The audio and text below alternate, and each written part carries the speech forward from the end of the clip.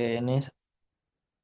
Nah, jadi ini tadi 18 tahun gitu ya, tapi ya memang boleh anak-anak 13 sampai 15 tahun bekerja untuk pekerjaan ringan gitu. Ringan tuh apa, Pak? Ringan ini ya, tidak mengganggu perkembangan kesehatan fisik dan mental serta hubungan sosial anak gitu. Ya ini peraturan ya teman-teman ya, segala sesuatu ya bahkan ada pepatah gitu yang bilang eh, aturan dibuat untuk dilanggar. Pernah dengar nggak teman-teman? Ya, Aturan itulah keseharian Adam, Pak. aturan Kenapa? aturan itu dibuat apa namanya untuk dilanggar. Oke, bentar Kenapa? ini ada yang minta bentar ya. Mana nih jamnya? Oke. Bentar ya guys, bentar-bentar. Mana ya tadi ya?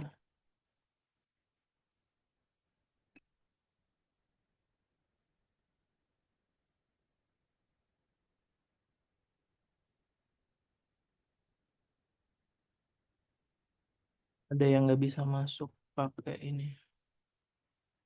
Tuh saya kirim ya. Oke, kita lanjut lagi teman-teman. Emang agak padat materi hari ini ya karena sumber daya tuh luas banget teman-teman. Nah, ini kita lanjut. Nah, ini ada berdasarkan pasal 68 Undang-Undang Nomor 13 Tahun 2003 tentang Ketenagakerjaan. Pada prinsipnya pengusaha atau pemberi kerja dilarang keras apa ya? Terhadap anak-anak gitu ya, memperkerjakan anak-anak kecuali tadi gitu. Anak-anak 13 sampai 15 untuk pekerjaan ringan dan kalau anak-anak 15 sampai 18 sudah dapat dipekerjakan tetapi tidak boleh dieksploitasi gitu ya untuk bekerja pada pekerjaan berbahaya gitu. Nah, kenapa?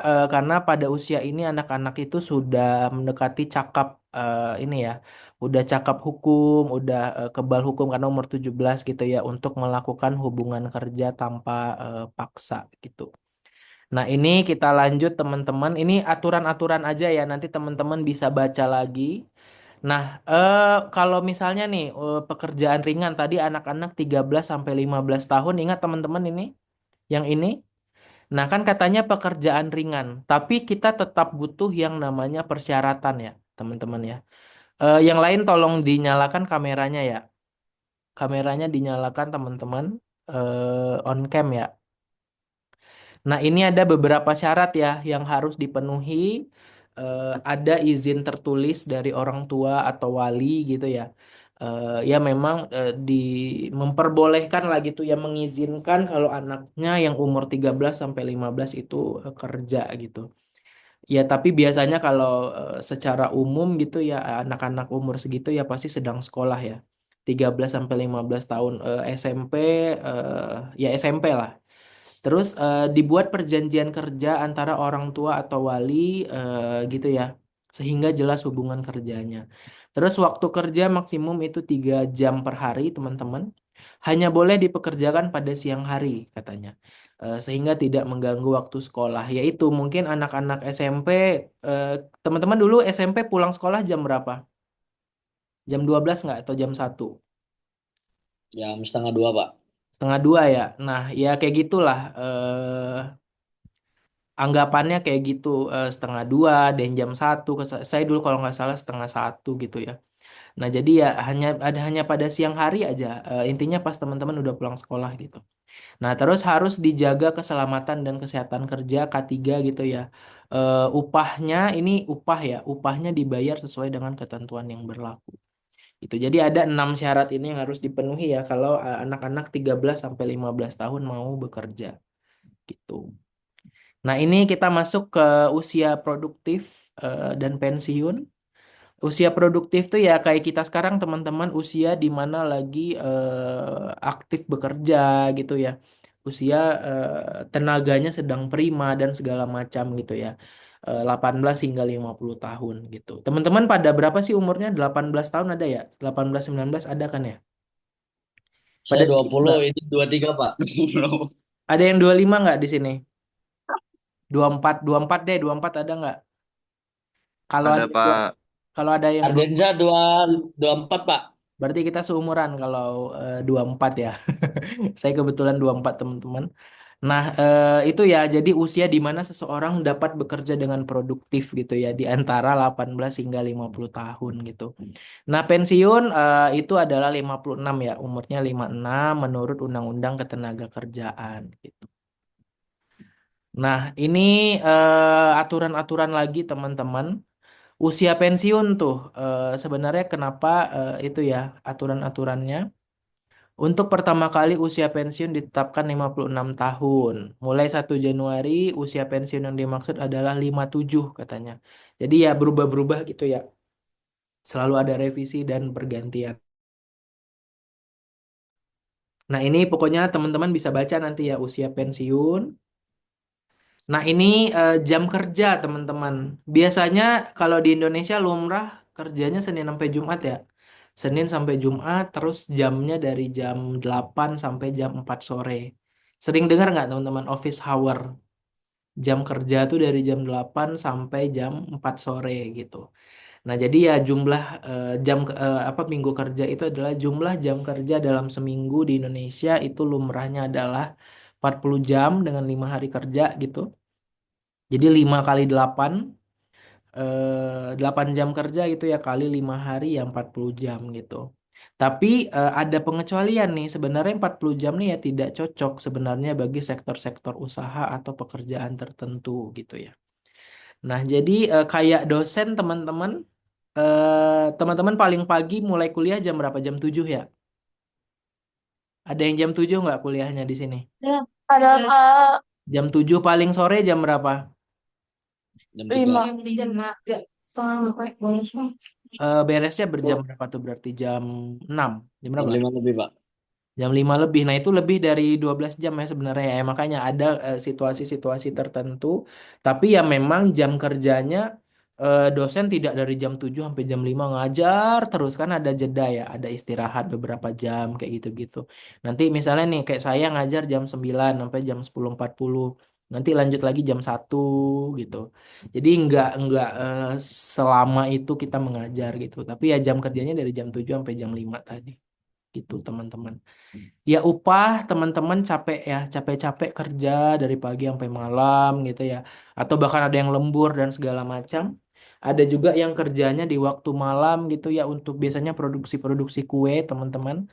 Apalagi kayak mau lebaran nih, kue-kue lebaran itu pasti banyak toko-toko kue itu mempekerjakan apa ya di waktu malam gitu ya menjelang sahur kayak gitu-gitu. Nah, jadi ya pasti pengen dapat duit ya, teman-teman ya, pengen dapat duit, pengen dapat penghasilan gitu. Yaitu pekerja berhak mendapatkan upah yang layak gitu ya. Sering dengar UMK sama UMR ya, teman-teman. Upah minimum. Jadi kamu paling kecil banget dapatnya segitu gitu. Nah, jadi ada UMK, kabupaten kota, itu ya kota Cimahi pasti punya gitu ya UMK gitu. Ada juga unit UMR, terus ada juga provinsi kayak gitu-gitu ada gitu ya. Jadi ada standar. Ya Jabar berapa, terus Riau berapa, Kalimantan Tengah berapa, Jawa Tengah berapa kayak gitu-gitu pasti punya standar tersendiri gitu ya. Kayak gitu. Nah, teman-teman kalau kepo gitu ya, berapa apa UMR atau UMP per tahun gitu. Nah, teman-teman bisa masuk ke link ini. BPS ya, di bps.go.id. Jadi kalau pengen ngecek-ngecek gitu. Di Jawa Barat tuh berapa sih sebenarnya, terus di kota Cimahi berapa, di kota Bandung berapa, dan segala macamnya. Kelihatan nggak ini slide-nya, linknya nih, bps.go.id. Kelihatan ya? Terlihat nggak teman-teman? Halo? Ada suara saya nggak? Pak, terlihat jelas banget Pak. Oke. Ini kok ke pin, sorry ya. Remove pin. Sip. Nah, ini kalau teman-teman kepo gitu ya, pengen ngeliat berapa sih tiap daerah gitu ya. Nah, ini ada market of labor gitu ya. Ada yang ngerti nggak ini maksudnya apa, teman-teman? Ada yang ngerti nggak?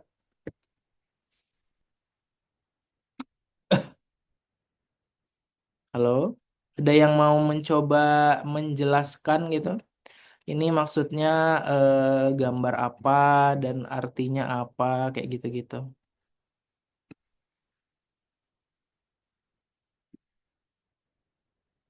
Ada yang mau coba? Nanti saya catat ininya, keaktifan.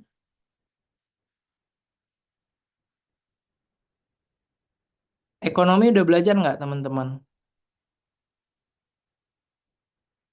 Mata kuliah ekonomi pernah belajar nggak? Belajar, Pak. Nah, biasanya ekonomi banyak ya grafik-grafik kayak gini. Iya, Pak. Nah, ada yang bisa ini nggak? Zahra bisa. Mana coba ngobrol aja dikit-dikit gitu ya. Hei, Coba kalau di kenapa? gambar pertama nih, ada wedge red. Wedge itu apa teman-teman? Yang mana? Itu suaranya bukan Nih, gambar. wedge red, tingkat gaji ya. Makanya tadi saya bilang kamu kerja capek-capek ya pasti ingin mendapatkan gaji gitu. Nah, di sumbu bawah ada apa nih? Quantity of labor gitu. Ada yang mau berpendapat mungkin?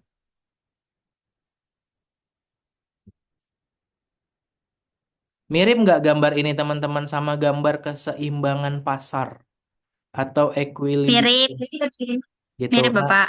nah, berarti kalau di equilibrium kan tengah-tengah itu tuh titik equilibrium ya, titik dia seimbang gitu. Ya, Permintaannya dan penawarannya sama, QD dengan QS-nya sama. Nah, kalau ini berarti apa nih maksudnya? ya. Antara gaji dan jumlah tenaga kerja itu berarti apa? Aku lihat. Seimbang, Bapak. Seimbang gitu ya. Jadi ya gaji yang diberikan Ya, oh, ini ya. apa namanya? Iya, gaji yang didapat sesuai dengan hasil yang dikerjakan. Gitu tenaga kerjanya gitu ya mereka mendapatkan upah Iya, yang seimbang atau yang setara atau yang ya sepadan gitu ya bisa dibilang sepadan. Nah, jadi memang teman-teman sumbu vertikal yang tadi wage itu adalah tingkat upah atau gaji yang dibayarkan. Kalau horizontal yang di bawah tadi adalah jumlah tenaga kerjanya yang diminta kamu perusahaan kamu. Tadi yang jawab siapa namanya? Shirley. Shirley, Oh, Bapak. Shirley. Oke, saya catat ya ininya ya. Apa keaktifannya tar Shirley. Oke, ntar ya teman-teman saya punya catatan SH. Oke, Shirley Octavia ya. Sip. Oke, jadi gambar ini teman-teman tadi udah dibilang ya berarti sepadan gitu ya memang. Namanya juga kurvanya mirip dengan equilibrium, ada sumbu gaji sama sumbu tenaga kerja gitu ya. Jadi ya menggambarkan ya semakin tinggi upah berarti semakin banyak orang yang bersedia menawarkan tenaga kerjanya. Teman-teman kalau nanti udah lulus nih pasti pengen nyari perusahaan yang menawarkan gaji yang tinggi kan. Mau nggak kerja di perusahaan yang gajinya itu di bawah UMR gitu? Mau nggak teman-teman? Pada nggak mau ya. Enggak. Udah capek-capek nih kuliah 3 tahun, banyak tugas, skripsi. Masa kamu dibayar dengan upah yang di bawah gitu ya? Ya harus kita harus pilih-pilih teman-teman mencari yang terbaik gitu ya. Ya jadi itu makanya semakin tinggi tingkat upah semakin apa namanya banyak orang yang bersedia menawarkan tenaga kerjanya gitu ya. Nah, kayak gitu teman-teman. Jadi ya titik pertemuan si tengah ini, kelihatannya itu ya ada yang di tengah kan. Nah, itu menunjukkan lah keseimbangan upah dan tenaga kerja gitu ya. Oke. Nah, kalau mana sih tadi? Nah, ini yang digambar sebelah ini teman-teman. Ini biasanya nih ada pergeseran-pergeseran gitu ya. Dia bertambah gitu tingkat wage-nya. Jadi ada perubahan supply dan demand gitu. Tapi intinya tetap ketemu nanti ya titik optimalnya berapa gitu. Kayak ada kelebihan tenaga kerja, Kalau misalnya ada kelebihan tenaga kerja, berarti upahnya juga bertambah nggak teman-teman yang harus kita keluarkan? Kita tetap harus Iya, bayar bertambah beliau ya. Bapak. Kayak misalnya cuman kita Shirley cuman punya 5 orang, tiba-tiba pengen ada ekstra gini yang membuat produk, butuh lagi nge-hire 5 orang ya, berarti 5 orang tambahan pasti tetap dapat upah gitu ya. Kita membayar 10 orang jadinya sekarang gitu. Nah itu pergeseran-pergeseran itu yang menunjukkan kalau bertambah si tenaga kerja kamu yang awalnya misalnya 3 orang nih, tiba-tiba nambah jadi 5, jadi 7 ya. Ya, penambahan tersebut juga menambah gaji yang harus kamu bayar gitu ya. Kayak gitu, teman-teman. Nah, itu penjelasan singkat aja ya, hukum-hukum pasar tenaga kerja gitu. Paham nggak teman-teman slide ini? Karena ini agak matematis sedikit gitu. Paham? Kita lanjut ke Paham Bapak. berikutnya ya, boleh ya? Karena ini udah jam 10. Oke, nah ini ada namanya Serikat Pekerja, organisasi yang dibentuk oleh pekerja untuk melindungi hak-hak mereka. Nah, teman-teman pasti punya ya, di setiap perusahaan itu punya hak dan kewajiban ya setiap si eh, karyawan gitu. Kayak dosen ya haknya pasti mendapatkan mata kuliah yang harus diajar gitu, kayak gitu-gitu ya, mendapatkan gaji, mendapatkan uang penelitian, uang mengajar dan segala macam. Itu hak yang harus didapatkan.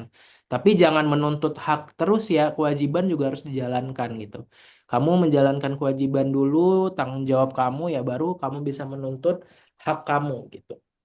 Kayak gitu. Nah, jadi imobilitas, pernah dengar imobilitas teman-teman? Imobilitas itu adalah keadaan ya, kamu nih kerja di sebuah perusahaan tapi kamu merasa terhambat. Kamu merasa terhambat untuk berkembang. Kayak kamu nih menawarkan ide baru, Pak, ada pelatihan digital marketing. Apakah berkenan nggak Bapak kalau karyawan-karyawan di divisi ini mengikuti sertifikasi digital marketing? Nah, setiap kamu menawarkan ide-ide gitu, kayak gitu ditolak terus.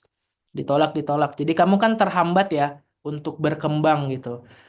Biasanya perusahaan-perusahaan itu pun memberikan pelatihan-pelatihan, course-course singkat dan segala macam gitu ya. Banyak kayak gitu teman-teman untuk mengembangkan kompetensi atau keahlian kamu gitu ya. Nah, jadi ya banyak tuh yang merasa terhambat. Kita mengajukan A, mengajukan B yang enggak eh, kayak ditahan-tahan lah gitu. Kita alasannya duit dan segala macam terbatas kayak gitu-gitu ya. Nah, jadi kalau kamu sudah nanti kerja di tempat yang kayak gitu ya, usahakan pikir-pikir lagi gitu ya. Kamu kan bekerja selain pengen dapat duit, pengen berkembang juga ya skillnya ya. Nah, jadi ya kalau tertahan ya pikir-pikir lagi teman-teman, coba mulai carilah opsi baru gitu ya, kantor baru gitu. Kayak gitu. Dosen pun banyak banget teman-teman ininya ya. Makanya saya bilang saya dosen baru, saya baru 24 tahun gitu ya. Baru mengajar itu sekitar 2 tahun lah. Dari 2023. Saya lulus S2 tuh 2023. Umur 23 ya, umur 23 tahun lulus S2. Ya, banyak tuh dosen-dosen baru tuh pasti disuruh ikut pelatihan-pelatihan, gimana caranya mengajar, gimana caranya bikin RPS gitu ya, rencana pembelajaran semester gitu, gimana caranya bikin soal, nah segala macam kayak gitu-gitu itu pasti dikasih pelatihan-pelatihan. Ya namanya juga baru gitu ya. Gitu. Apalagi base saya kan manajemen ya, S1 dulu manajemen, S2 manajemen. Jadi nggak ada tuh ilmu-ilmu pendidikannya. Beda kalau teman-teman kuliah di fakultas keguruan ya, keguruan dan ilmu pendidikan. Di Unjani nggak ada kayaknya ya guru ya. Ada nggak ke pendidikan teman-teman? Nggak ada ya. Nah itu biasanya kalau lulusan S2 MPD biasanya tuh nggak perlu tuh ikut-ikut pelatihan. Karena mereka pas kuliah juga udah dikasih ilmu-ilmu cara mengajar di kelas gimana, cara buat kuis gimana, cara menilai gimana, nah yang kayak gitu-gitu. Nah, ini ada beberapa kendala ya yang mungkin dihadapi nanti, apa namanya, apa ya, hambatan untuk kamu bergerak gitu ya. Ya tidak bergerak secara geografis, biaya pindah, ada kekurangan perumahan di daerah tertentu, ada banyak ikatan sosial dan yang memiliki anak-anak sekolah menjadi penting gitu ya. Nah, ini ada lagi teman-teman contoh lagi ya. Nah, ini beberapa pekerjaan yang membutuhkan kemampuan alami yang mungkin tidak dimiliki seseorang gitu ya. Ya, ini contoh-contoh gitu, nanti bisa dibaca gitu ya. Nah, di sini kita sedikit lagi teman-teman, kira-kira 5 slide lagi ya. Teknologi mengubah cara perusahaan beroperasi dan berinteraksi dengan konsumen gitu. Ya, awalnya ya sebelum ada Gojek, Grab, dan kawan-kawan ya pencetus teknologi transportasi online itu Uber gitu. Teman-teman tahu nggak Uber pernah ada di Indonesia dulu? Ya, tahu benar. Bangkrut ya. Nah, kebetulan saya Iya, S2-nya agak. itu tentang InDrive, teman-teman. Jadi sempat diangkat nih isu kenapa sih Uber itu angkat kaki dari Indonesia gitu ya. Kalau dulu itu adalah karena dia harus cash gitu ya. Harus cash dan saya lupa pembayarannya itu hanya bisa via apa gitu. Semacam apa transfer kayak gitu-gitu belum bisa dulu. Sama harganya cukup tinggi. Nah, itulah yang membuat kenapa dia gagal dan ditolak sama orang-orang Indonesia gitu ya. Apalagi kita sangat concern sama harga ya. Beda 1.000 rupiah pun ya kita pasti milih yang paling murah gitu. Nah, apalagi kalau dia ngasih harga mahal. Sama apa gitu ya, saya ya pokoknya terkait metode pembayaran aja. Kita tuh belum sampai ke situ. Masih awam, tapi mereka nggak bisa hanya bisa menerima pembayaran dengan metode itu. Makanya saya sering bilang kalau kamu mau buka bisnis gitu ya sesuaikan sama karakter atau kebiasaan konsumen-konsumen kamu gitu ya. Kamu nggak bisa memaksakan pakai A, pakai B, pakai C. Tapi konsumen-konsumen kamu belum sampai ke situ. Ya pasti mereka kesusahan ya, kesulitan. Apaan sih nih gitu. Mending pakai yang lain gitu. Nah kayak gitu teman-teman. Nah, ini ada pengaruh teknologi dipengaruhi oleh beberapa bidang gitu ya. Ini banyak lah contoh-contoh aja. Administrasi. Administrasi sadar nggak teman-teman sekarang ada Google Classroom. Ada yang namanya si terpadu. Kalau nggak ada itu masih serba manual semua ya teman-teman ya. Data kamu tuh ada di saya sampai ke IPK IPK-nya. Makanya saya kaget waktu itu ya. Oh ternyata bisa lihat IPK mahasiswa gitu kalau di Unjani gitu ya. Ya itu contohnya si terpadu gitu ya. Bisa melihat nama lengkap semester berapa kayak gitu-gitunya ada gitu. Nah, itu berkat teknologi dibangun nih sistem untuk pendidikan di Unjani gitu ya si terpadu gitu. Nah, ini ada komunikasi penggunaan teknologi dalam panggilan conference kayak kita sekarang kelasnya belum dapat sampai kemarin gitu ya. Ruangan belum ada, saya juga nggak bisa mendadak gitu, takutnya nanti teman-teman bilang Pak, ternyata ada ruangan kosong jam 9 sementara saya jam 8 masih di rumah gitu masih menunggu kepastian kan. Rumah saya jauh gitu jadi nggak keburu lah intinya. Saya nyampe ke kampus tuh jam 9. Makanya nanti ke depannya saya minta tolong banget nih kalau ada pengganti usahakan H-1 tuh udah ada infonya gitu ya. Jadi saya yang rumahnya jauh, saya bukan orang Cimahi teman-teman. Jadi ya agak jauh gitu ya dan saya pakai motor ke kampusnya jadi nggak keburu lah gitu intinya. Belum lagi macet dan segala macam gitu. Nah, ini ada produksi, penyimpanan dan distribusi. Teman-teman udah pada punya Google Drive ya. Pada punya kan ya Google Drive itu udah serba cloud gitu. Transfer dana elektronik dan internet gitu. Sumber daya yang termasuk juga adalah ada namanya modal. Modal itu adalah segala sesuatu yang kamu gunakan untuk memproduksi stok barang gitu ya. Dan akan terus-menerus dipakai dan perlu diganti pada saat dibutuhkan gitu. Pada saat awal buka toko konveksi, butuh nggak komputer teman-teman? Fotokopian nih, konveksi. Butuh nggak namanya komputer, mesin fotokopi, mesin cetak, butuh nggak? Butuh ya. Nah, jadi itu di awal-awal ya kita butuh duit dulu lah buat modal gitu ya. Nah, nanti yang bahasanya dan perlu diganti pada saat dibutuhkan itu ya ketika udah rusak, kita memang terus ya maintenance kalau misalnya ada service dan segala macam kita perbaiki gitu. Nah, tapi nanti ya kalau udah nggak bisa diselamatkan lagi ya kita harus ganti gitu. Makanya dia bilang dan perlu diganti pada saat dibutuhkan gitu.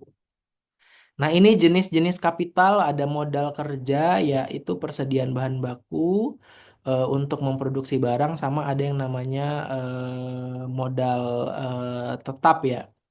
Modal tetap tuh ya gedung, pabrik, mesin, itu modal tetap, teman-teman. Perbedaan utamanya adalah kalau modal tetap itu memberikan aliran layanan dalam waktu lama, kalau modal kerja itu perlu diganti secara berkala. Gitu. Ini jenis-jenis modal bisa dibaca nanti ya. Terus ini sosial kapital yaitu yang dimiliki oleh komunitas sosial. Contoh kampus-kampus itu sebenarnya komunitas sosial nggak teman-teman? Kampus, sekolah, rumah sakit yang bersifat sosial gitu. Masuk nggak kampus berarti? Ya masuk Pak. Masuk ya sosial kapital. Jadi ya kalau Ya. infrastruktur itu ya kayak transportasi dan contoh lain-lainnya gitu ya. Ini ada teori dikit teman-teman. Sebenarnya teknologi itu adalah proses inovasi ya. Kita selalu mengembangkan, kita selalu update dengan keadaan-keadaan terkini gitu. Nah, ada namanya product innovation nih. Ada namanya product innovation. Apa tuh coba product innovation yang tertera di sini? Apa?